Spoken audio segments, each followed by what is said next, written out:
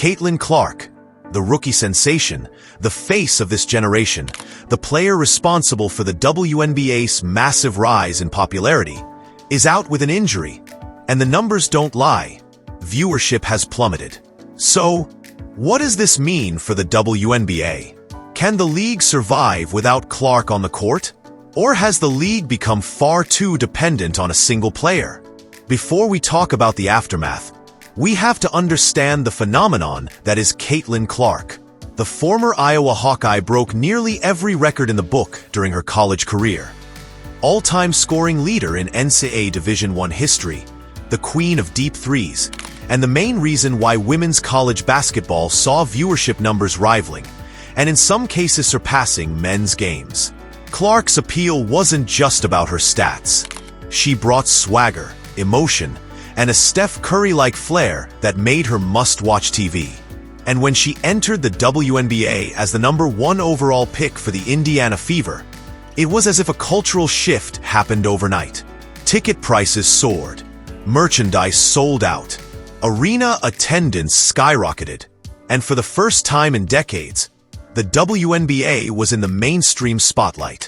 Networks started airing more games, talk shows were covering her, and even people who never watched women's basketball started tuning in, just to see what Caitlin Clark would do next. In the first month of the WNBA season, games featuring Caitlin Clark and the Indiana Fever averaged 1.5 to 2 million viewers on national broadcasts. Her debut shattered viewership records for a WNBA regular season game. The Fever's matchups were consistently the highest-rated games week after week. Even if the team lost, people weren't necessarily watching to see Indiana win. They were watching to see Clark compete. Social media engagement? Off the charts. Every highlight of Caitlin Clark hitting a logo 3 or dishing out a no-look assist would go viral in minutes. But now, with Clark sidelined due to injury, those numbers have taken a nosedive. In just a few games without her presence, viewership has dropped by as much as 45 to 60% depending on the market. Even in marquee matchups, such as New York Liberty versus Las Vegas Aces, ratings are falling short of expectations. So the question is, why is the WNBA crashing so hard without her? And how did it get to this point? One of the biggest criticisms coming out of this situation is that the WNBA has put too much of its eggs in one basket. That basket? Caitlin Clark. Instead of spreading the spotlight across the league's other stars, like Breanna Stewart, Aya Wilson, Sabrina Ionescu, and Kelsey Plum, the media and the league itself went all in on Clark. Now, there's no denying she deserves attention. She earned it. But the league's over-reliance on her brand has exposed a dangerous vulnerability. Without Clark, many casual fans just stop watching. Why? Because she was their entry point into the league. And unfortunately, the WNBA's inconsistent marketing and storytelling around other stars means those new viewers aren't invested in anyone else. This entire situation is a wake-up call for the WNBA. The league has been given a golden opportunity this season, maybe the biggest in its history. The Clark effect has brought millions of eyes to women's basketball.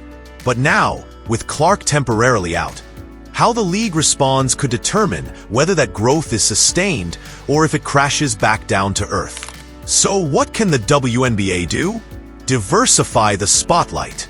Elevate the stories and personalities of other players. The Aces are back-to-back champions. Why aren't they being pushed more heavily? Invest in team rivalries. Build narratives that don't solely revolve around Caitlin Clark. The Sky versus Fever tension? That's compelling. Let's have more of that. Be transparent and proactive. Fans care about Clark's recovery. They want updates. They want to feel connected to her comeback journey. Use that to maintain engagement. So, what exactly happened to Caitlin Clark? Sources close to the Indiana Fever reported that Clark suffered a lower body injury. The details have been somewhat murky, with the team initially downplaying it as precautionary rest. But when she was ruled out for multiple games, fans got nervous. Speculation spread like wildfire on social media. Was it more serious than they're letting on? Is it a stress injury from playing too many minutes? Keep in mind, Caitlin Clark had just come off a grueling college season, went straight into pre-draft commitments, and then into the WNBA without a break.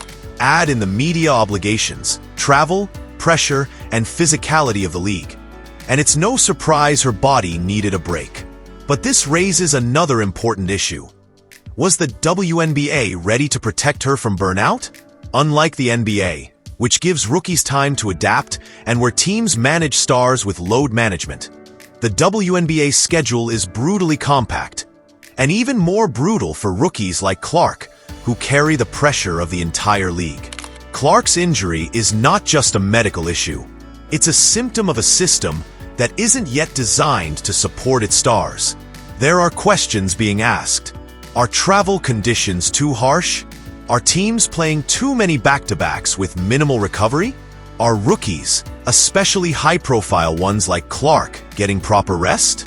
If the WNBA wants to keep its stars healthy and productive, there has to be structural change. When Clark went down, it wasn't just viewership that took a hit. Ticket sales dropped for games where she was no longer expected to play. Some fans requested refunds. Secondary market prices for Fever games dipped by over 60% in just 48 hours. Even WNBA merch sales are down. With Caitlin Clark jerseys previously driving record-setting numbers, her absence has cooled demand across the board. That shows just how dependent the league has become on her presence. And this is why business analysts are warning that the WNBA must diversify its brand appeal. Because no league can thrive off the health and availability of one player alone. Many fans have expressed frustration online, and not just because Clark isn't playing. They feel like the league has been too quiet about her condition. Updates have been vague. Press conferences deflect questions. For a player that brought in millions of new fans, this lack of transparency feels like a betrayal to many. Others are questioning the league's priorities. Was she overworked? Was she being targeted by other teams with overly physical play? Was enough being done to protect her from injury in the first place? These aren't just questions. They're challenges the WNBA must face head-on. So where does the WNBA go from here? Caitlin Clark is expected to return. That much we know.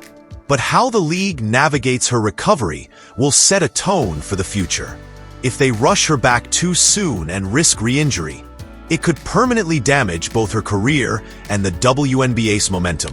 If they handle it right, giving her time, communicating with fans, and using this window to uplift other stars, it could lead to long-term growth.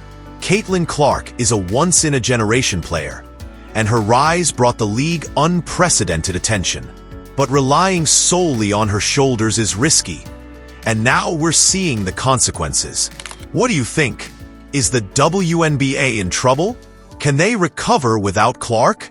Don't forget to like, subscribe, and hit that notification bell, because this story is far from over.